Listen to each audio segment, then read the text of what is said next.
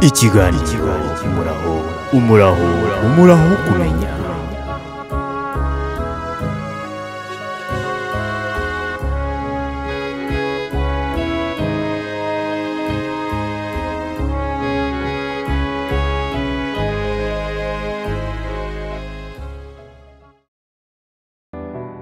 Ijambo murage rikomoka ku nshinga kuraga bisobanuye gutanga umurage, give an inheritance. Mu nkuru yasohotse mu kinyamakuru Igihe cyandikirwa kuri interinete cyasohotse ku ya 8 Nyakanga 2014 na Ubaruta Mugiraneza Grace, iyo nkuru yaragira giti: mu muco wa mbere wo mu Rwanda wasangaga umutungo uhererekanywa mu muryango biciye mu kubakira abana babo cyangwa se kuzungura. Ibyo bintera kwibaza ubundi se umurage bisobanuye iki?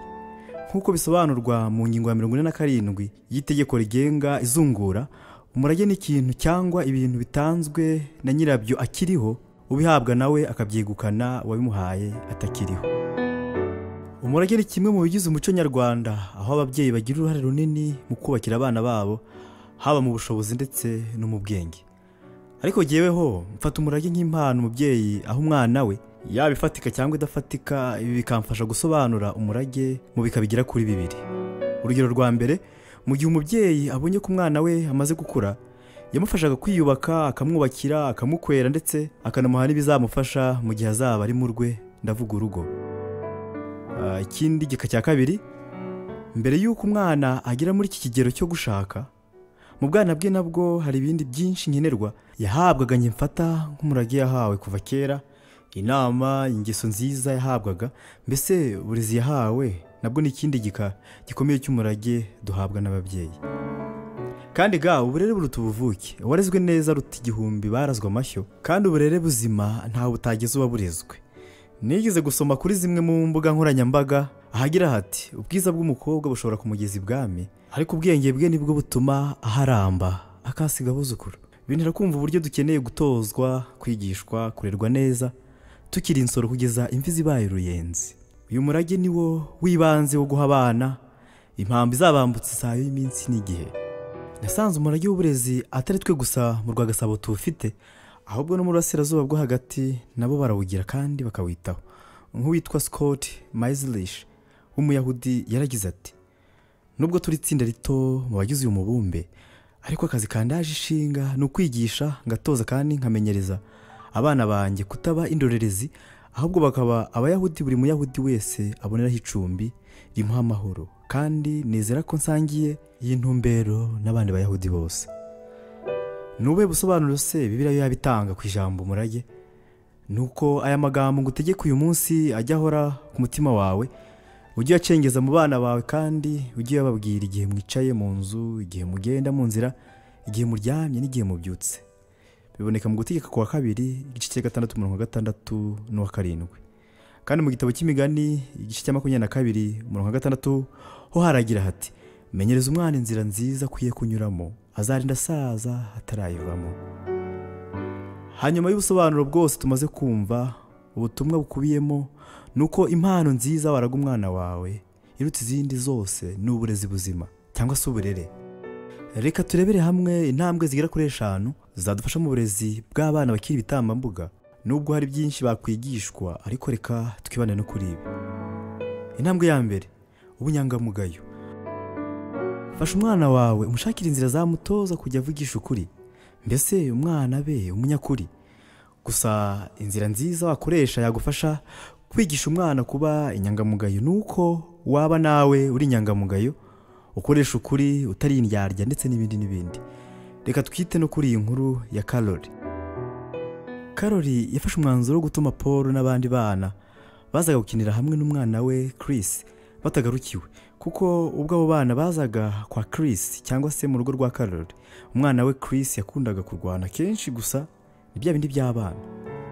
Nuko ubwo nyina wa Paul yahamagaraga nyina wa Chris amusaba ko yakoreza Chris we na Paul bakaba bari kumwe, Karoli yamusubije ko Chris atamerewe neza, ko arwaye akaba atabasha gukina nk'ibisanzwe.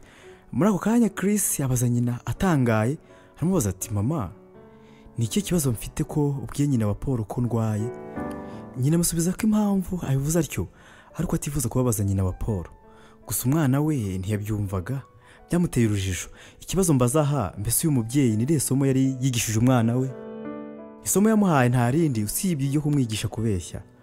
Hari uburyo twigisha abana bacu ingeso mbi zinyuze mu tuntu duto umuntu atakwitaho ariko bikabyara ingeso imugaza abana. Iyi ntambwe ya kabiri, igisha umwana kugira ubutabera. Toza umwana akiri muto kutagira uwarenganya, azabikurana. Kandi ndabisubiramo nti burya ishuri abana babanza kwigiramo ni ukurebera ku babyeyi babo. Byagorana kwigisha umwana ibyo udafite. Mutoze kwita ku bandi kandi umwigishe kwanga urugomo. Rimwe umwana yaje yegera umubyeyi we kandi arira cyane, nuko nyine amubaza icyo abaye kimuriza. Umwana amusubiza ko bamukubise. Muri ako kanya nyine afata inkoni nawe aramukubita amubwira amagambo mabi ati, ubundi bagukubita ureba he? Nawe akiri inkoni ujye kwihorera, ujye kubakubita. Aha amasomo aba menshi. Uyu nawe hari imbuto yarabibye mu mwana we kandi ibi nabyo hari icyo azabisaruramo. Gusa icyo nifuza nuko twatoza abana ingeso nziza, bubaha abandi kandi tubarinda kugirira abandi amahane ndetse n'urugomo. Tubatoza ubutabera, bazaba abana bizihiye umuryango wacu mugari. Ingingo ya gatatu, igisha umwana kumasha cyangwa se kugira ishyaka ry'imirimo myiza, determination. Kumasha ni imwe mu ndangagaciro dufite yo kwigisha abana bacu, tubatera intege no gukora ibyiza bashoboye bakiri mu myaka yo hasi. Kandi inzira yatworohereza ni ukwirinda kubashimagiza nta n'icyo bakoze, ahubwo tukababwiza ukuri gusa bigakorwa mu bwenge. Kera hatari kera cyane nabonaga abana biharika bagahinga uturima duto, cyangwa ugasanga umwana yoreye inkoko, ihene se cyangwa ibindi. Ibi byafashaga abana gutangira kwiyumvamo inshingano bakiri bato. Nubwo turi mu bihe by'iterambere, hari uburyo bwinshi bwaba bwakorohera wakoresha bakagufasha gutoza umwana wawe kwiyumvamo inshingano. Tubigishe kuroba ifi, aho kuyibarobera bazayirobera no mu gihe utazaba uhari ndetse utazaba uri hafi yabo. Batoze kuba abagabo ndetse abagabo bahamye. Ingingo ya kane, igisha umwana kwita ku byiyumvo by'abandi. Mbese mutoze kugira ubumuntu. Hari ubwo umwana muto ahora kubita abandi bana, wajya ukabona nyina yisetsa ati, uyu mwana arananiye, agatera iyo gusa ntagire ikindi abikoraho. Mubyeyi, nutamubuza gukubita abandi bana bizarangira ari wowe uri gukubitwa, sibyo? Ahubwo uwo mwana akeneye gukeburwa. Mwigishe ikiri cyo ubimucengezemo, umwigishe gutanga no kugirira abandi impuhwe. Ubimutoze bizamugirira akamaro. Gusa biragoye ko wakwigisha kwita ku marangamutima y'abandi kandi nawe ntabyo ufite. Nitwe ingero ba mentors abana bareberaho, reka twige mbere yo kubigisha. Intambwe ya gatanu, toza umwana kugukunda no kuzakunda be. Abana bakeneye ko tubagenera igihe, bakatubona hafi yabo, tukamenya amakene yabo ndetse tukabaha uburere bubakwiye. Kera umubyeyi yahekaga umwana, bagera iyo bajya akamucaza hafi yaho ari guhinga. Umwana yarira nyina akamwumva, akamuhoza, yamara kumuhoza agasubira mu kazi, kandi byose akabikomatanya n'ako kazi yabaga arimo k'ubuhinzi. Yakusa icyo kivi agatora udukwi akatwikorera, akanongeraho utujumba ari buteka ageze imuhira, byose akabifatanya no guheka wa mwana. Mvuge ko se yanagendaga ari no gukurura ya hene. Byose yabikoranaga ituze, ariko ikirenze byose akita ku mwana. Yagera mu rugo akegura ikibindi akajya kwiriba kuvoma amazi yo gukoresha, gusa wa mwana akiri mu mugongo. Byose yabikoranaga umutima utuje ndetse anita ku mwana. Nta mpamvu yabagaho yatuma yirengagiza umwana. Akayamvu yigira iti, umwana ni umutware. Umubano umubyeyi yagiranaga n'umwana we byabateraga kugira ubucuti bukomeye, bigatera umwana guhora azirikana ubwitange bwa nyina mu kumurera, bigatuma akurana imihigo myinshi yo kuzitura umubyeyi we. Mbese yakuranaga urukundo rwinshi afitiye mama we. Bigasozwa na wa mugani ugira uti, urukwavu rukuze rwonka abana, ariko burya rubonka kuko narwo rwabanje kubonsa. Ubajije abakuze hafi ya bose baguha ubuhamya bw'ukuntu ba nyina babitangiye, kandi bose icyo bahurizaho ni urukundo n'ubwuzu abana babonye kuri ba mama babo. Ntabwo ibi byapfuye kwirema, ahubwo mu ndangagaciro z'umuco nyarwanda umubyeyi yari afite inshingano zo kwita ku rubyaro rwe biciye mu nzira izisabwa zose. Mvuge se nibi, hari ubwo yagiraga n'urushako rubi, ariko ku bw'abana be bikamutera kunamba muri iyo nzu ngo abone uko yirerera abana, agakubitwa agaharikwa, ariko byose akabirenza amaso akabirutisha abana be kuko niyo mpano yari afite. Ibi ahari ijye mvuga mubyumva kundusha, benshi mwabiciyemo, abandi byababayeho ndetse abandi byababereye mu maso, kuko imiryango ihatse amabanga menshi, ariko ibyo byose ntibyitabwagaho, ahubwo agaciro k'urushako kari umwana. Reka mbonereho gushimira byimazeyo ababyeyi b'intwari nk'aba bitaye ku kizima. Ubu tukaba dufite abagabo n'abagore bashyitse bafite ibitekerezo bizima kandi batuma umuryango mugari utazima.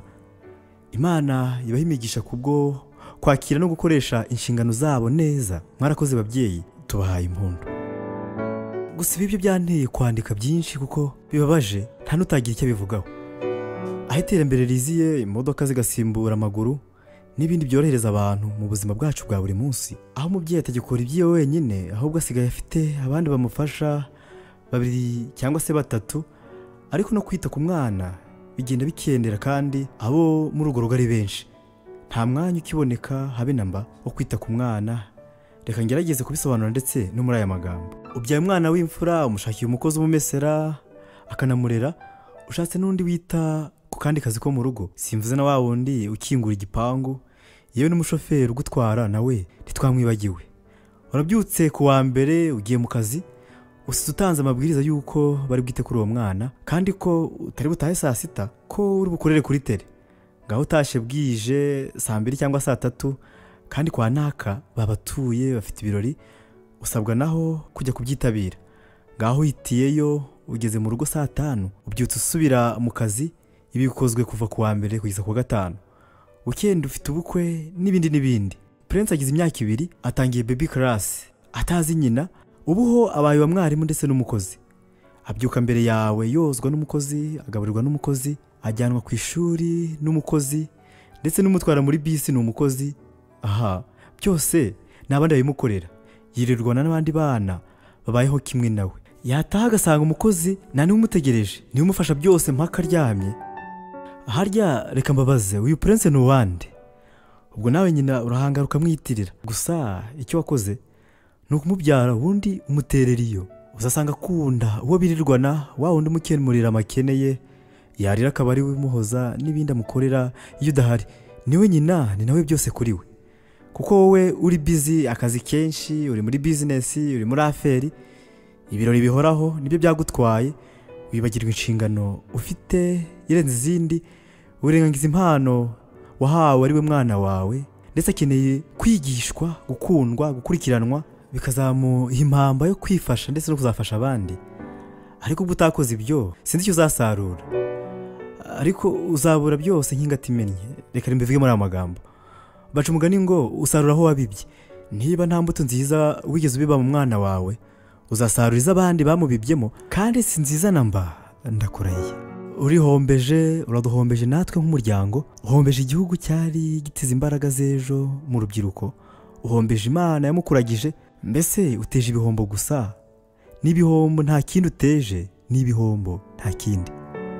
Mbese urashaka kwitwa uwabyaye? Ushaka se kwizihirwa n'abawe? Ukeneye umugisha uva mu kwitwa umubyeyi, ukanaba intwari kuko wabyaye neza. Haza abana bawe uburere buzima, ushore mu mwana uzunguka umuryango. Erega zahabu ntiba hejuru gutambutse wese ayisitareho, ahubwo iba hasi cyane ndetse nticyane, ibunwa kandi icukurwa n'abihambira. Ndavuga abanyamurava. Hari umugisha mwinshi tuzaronka nituramuka tumenyereje abana inzira nziza.